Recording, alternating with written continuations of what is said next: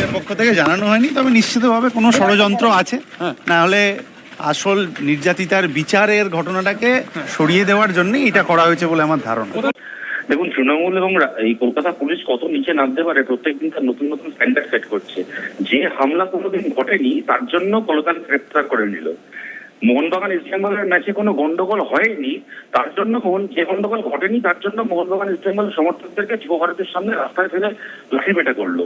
কিন্তু আরজি করে সেদিন রাত্রিবেলা 5,000 লোক মিলে ঢুকে যে নাশকতা সত্যি সত্যিই করলো তার কোন খবর ছিল না বিনীত গোয়েলের কাছে, কলকাতা পুলিশের কাছে, কি কুণাল ঘোষের মতো তৃণমূলের নাটবল্টুর কাছে তার খবর ছিল না। তখন পুলিশ দাঁড়িয়ে দাঁড়িয়ে দেখলো আর মহিলা নার্সদের কাছ থেকে তাদের চুড়িদার চেয়ে সেই চুড়িদার পরে তৃণমূলের গুন্ডাদের হাত থেকে নিজেকে বাঁচালো। এরা আর কত নিচে নামবে? এই আপনাদের এই যে গল্প আপনারা শোনাচ্ছে যে আসলে গ্রেপ্তার করেছে কলতানকে, আপনাদেরকে মনে করাই আজ থেকে বেশি না কয়েক মাস আগে ঠিক একভাবে সন্দেশখালীতে নিরাপদ সর্দারকে গ্রেপ্তার করেছিল। এই বলে যে নিরাপদ সর্দার সন্দেশখালীতে অশান্তির পরিকল্পনা করেছেন, উনি ওনার জন্য ওখানে তৈরি হচ্ছে, ওনার বিরাট পরিকল্পনা আছে। গ্রেফতার করে 19 দিন জেল খাটালো। তারপরে যখন হাইকোর্ট থেকে নিরাপদ সর্দারকে জামিন দেওয়া হচ্ছে, হাইকোর্টের জাজ বললেন যারা আপনাকে 19 দিন জেলে রেখেছিল উচিত তাদেরকে জেলে রাখা, তাদের জেলে থাকা উচিত। সুতরাং এই যে এক জিনিস করছে বারবার, দেখুন আমরা যারা রাজনীতি করি তৃণমূলের আমলে তৃণমূল বিরোধী রাজনীতি করছি, জেলে যেতে আমরা ভয় পাই না। সবাই জানি রাজনৈতিক জেলে যেতে হবে, জেল খাটবো, ওটা আমাদের কাছে কোনো ব্যাপার না। একটা আন্দোলনকে ভাঙার জন্য কতটা নিচে এরা নামছে প্রত্যেক দিন প্রমাণ যাচ্ছে। ওই যে অডিও ক্লিপ কুণাল ঘোষ প্রকাশ করেছে, আমি যদি বলি অডিও ক্লিপে একটা কথা কুণাল ঘোষের, একটা অভিষেক ব্যানার্জি, আমি অভিযোগ করছি এটা অভিষেক ব্যানার্জি আর কুণাল ঘোষের কথা, করুক গ্রেপ্তার ওদেরকে। এরকমই প্রেস কনফারেন্স করে কুণাল ঘোষ কয়েক বছর আগে বলেছিলেন 10,000 টাকা মমতা ব্যানার্জি বাড়িতে রাখা আছে। কুণাল ঘোষের অভিযোগের ভিত্তিতে যদি কলকাতা গ্রেপ্তার হয়, কুণাল ঘোষের অভিযোগের ভিত্তিতে মমতা ব্যানার্জি গ্রেপ্তার হবে না কেন? করুক মমতা ব্যানার্জিকে গ্রেপ্তার। নোংরামি করা, ছেঁচড়ামি করার কোনো সীমা পরিসীমা রাখছে না এরা, এটা পারে। কুণাল বাবু এই অডিও ক্লিপ কোত্থেকে পেলেন, তাকে কে দিল?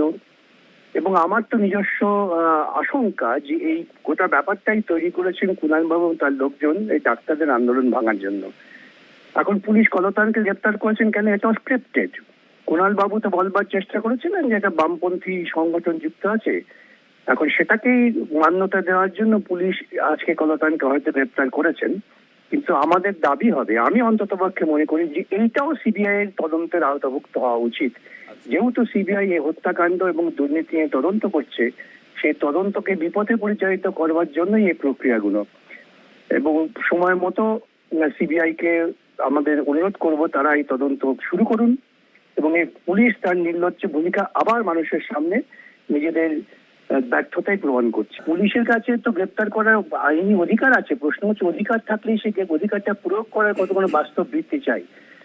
যে কোনো পুলিশ, যে কোনো যারা তদন্ত করতে চান, তারা যদি আগে থেকে তাদের কাছে লিখিত ভাবে না থাকে যে তোমাকে এইভাবে এগোতে হবে, তবে প্রাথমিক কাজ ছিল কিন্তু অডিও ক্লিপ যিনি বাজারে ছাড়লেন তাকে গ্রেপ্তার করা, তাকে গ্রেপ্তার করে জিজ্ঞাসাবাদ করা অডিও ক্লিপ তিনি কোথায় পেলেন এবং তাকে কে পৌঁছে দিল, তার সঙ্গে সেই অডিও ক্লিপে যারা তৈরি করেছেন তাদের কি যোগাযোগ, সেটা প্রাথমিক কাজ ছিল। সেই প্রাথমিক কাজ না করে শুধুমাত্র স্ক্রিপ্টেড কুণাল বাবু বলে দিয়েছেন বামপন্থী দল যুক্ত আছেন, অতএব আমাকে বামপন্থী কাউকে গ্রেপ্তার করতে হবে। কারণ আমার কণ্ঠস্বরের সঙ্গে হয়তো 50 জনের কণ্ঠস্বরের খানিকটা মিল থাকতে পারে, অতএব গুলিয়ে দাও বামপন্থী কাউকে গ্রেপ্তার করে। পুলিশের এই তদন্তটাও যে চূড়ান্তভাবে পুলিশের ব্যর্থতা এবং অপদার্থতা প্রমাণ করবে এ নিয়ে কোনো সন্দেহ নেই।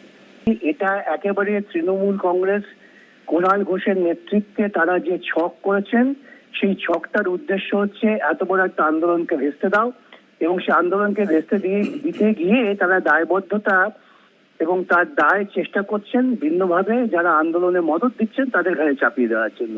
এটা সোজা অঙ্ক। সুতরাং পুলিশ যদি আজকেই কুণাল বাবুকে হেফাজতে নিয়ে জিজ্ঞাসাবাদ না করেন তাহলে বুঝবো পুলিশ কুণাল বাবুর কথাতেই বা তার দলের নেতাদের কথাতেই কাজ করছে, এ নিয়ে কোনো সন্দেহ নেই। দেখুন, এই আন্দোলনের মধ্যে সমস্ত দলমত নির্বিশেষে যুক্ত হয়েছেন, বামেরাও যুক্ত হয়েছেন, একটু অতি প্রাসঙ্গিক হবার চেষ্টা করছিলেন। কিন্তু কিসের ভিত্তিতে গ্রেফতার করা হলো, তার ভিত্তিটা কি? অডিও ক্লিপটা কি করে কুণাল ঘোষের কাছে গেল এবং সেই অডিও ক্লিপের উপরে ভিত্তি করে কিভাবে পুলিশ তাকে গ্রেপ্তার করলো এটা সম্পর্কে তো সম্মুখ জানা আমাদের নেই। এবং তিনি কি বলেছেন তার তরফ থেকেও এখনো পর্যন্ত স্পষ্ট কোনো কিছু উঠে আসেনি। তবে কোনো রাজনৈতিক কর্মীকে যেভাবে তৃণমূল কংগ্রেস গ্রেপ্তার করে চলেছে, সে যে কোনো রাজনৈতিক দলের হতে পারে। রাজনৈতিক কর্মীর একটা নির্দিষ্ট দায়িত্ব আছে এবং দায়বদ্ধতা আছে। যে কোনো সামাজিক অনিয়মের বিরুদ্ধে, আগ্রাসনের বিরুদ্ধে, হিংসার বিরুদ্ধে, খুন ধর্ষণের বিরুদ্ধে প্রতিবাদ করবার অধিকার তাকে ভারতবর্ষের গণতান্ত্রিক ব্যবস্থা দিয়েছে। তো সেই জায়গায় দাঁড়িয়ে তৃণমূল কংগ্রেস একটা প্রতিহিংসা পরায়ণ রাজনৈতিক দল, অসহিষ্ণু রাজনৈতিক দল, তারা এখানে বামেদের আক্রমণ করছে বলে একটা বার্তা দিতে চাইছে। কিন্তু একই সঙ্গে আবার দুর্ভাগ্যবশত এই তৃণমূল কংগ্রেসের সঙ্গেই সিপিআইএম পায়ে পা মিলিয়ে তারা লোকসভা থেকে ওয়াক আউট করছে নরেন্দ্র মোদীর বিরুদ্ধে, এবং তারা যে ঐক্যবদ্ধ আছেন ইডি সিবিআই এর তদন্তের বিরুদ্ধে, মানে দুর্নীতির বিরুদ্ধে তদন্ত যাতে বন্ধ হয়ে যাক সেটার জন্য তারা ওয়াক আউট করছেন। এই সামগ্রিক ব্যবস্থাটা দেখার মতো। তবে কলতান দাশগুপ্তের এই গ্রেপ্তার নিঃসন্দেহে এটাকে খুব একটা গণতান্ত্রিক বলা যায় না।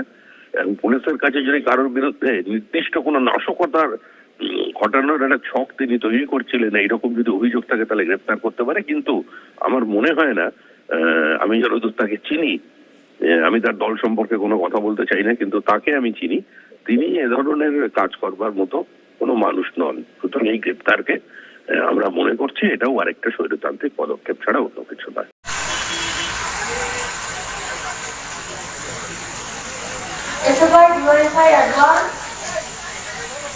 অবস্থান মঞ্চ সম্পাদক। আজিকর ঘটনায় অন ডিউটি চিকিৎসক পড়ুয়া ডাক্তারকে রেপ ও খুন করেছে, তার বিরুদ্ধে নির্যাতিতা দোষীদের শাস্তি চেয়ে এই লড়াই চলছে। আপনারা সবাই দেখেছেন যে আজকে ডিওয়াইএফআইয়ের আমাদের রাজ্যের নেতৃত্ব কমরেড কলতান দাশগুপ্তকে পুলিশ অ্যারেস্ট করেছে। আমরা আজকে আমাদের এই প্রেস মিট থেকে যারা যেখান থেকে দেখছেন, আমরা আপনাদের কাছে এই কথা স্পষ্ট করে বলতে চাইছি যে আন্দোলনকে ভাঙার জন্যই এইসব পরিকল্পনা মাফিক ষড়যন্ত্র করে করা হচ্ছে। আমরা গোটা রাজ্যের সাধারণ মানুষ, বাম কর্মী, ডাক্তারবাবু, আমাদের মা বোনেরা এবং যারা এই ষড়যন্ত্র করছেন, আমরা সবাইকে একথা স্পষ্ট করে বলে দিতে চাই যে সমস্ত বাম কর্মীদেরকে জেলে পুরে দিলেও এই আন্দোলন থামবে না।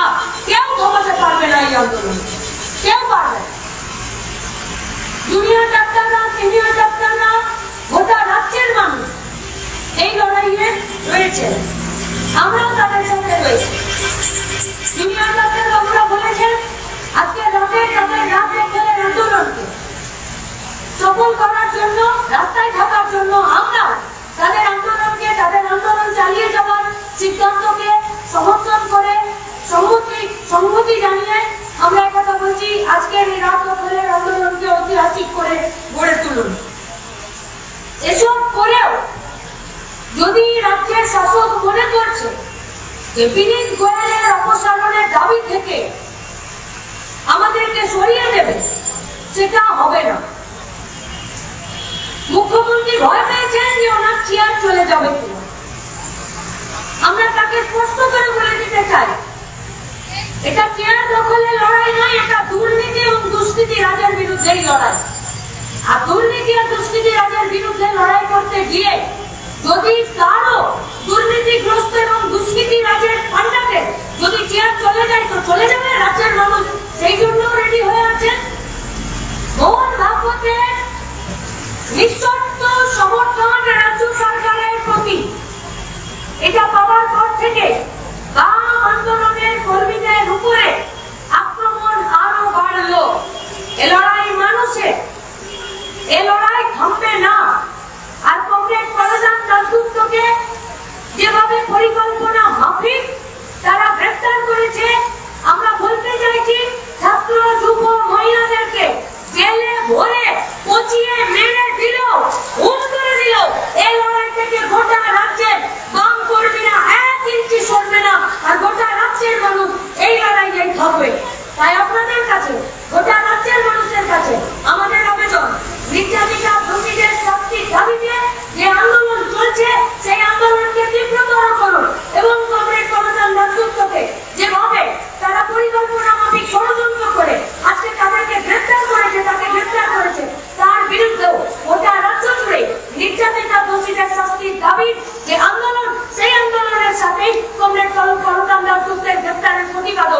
আন্দোলন আমাদের আজকে চলবে।